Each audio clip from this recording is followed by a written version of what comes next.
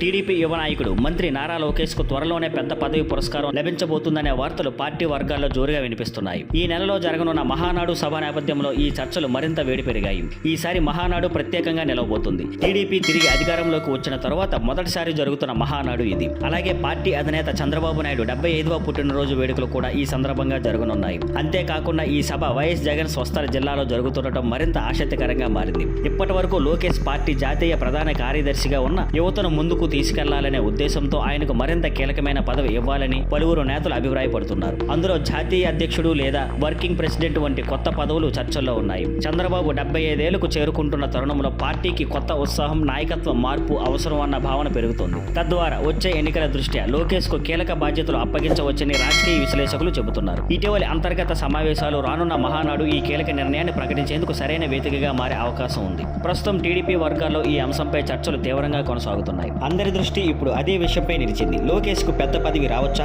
Thank you for watching. Please like, share and subscribe.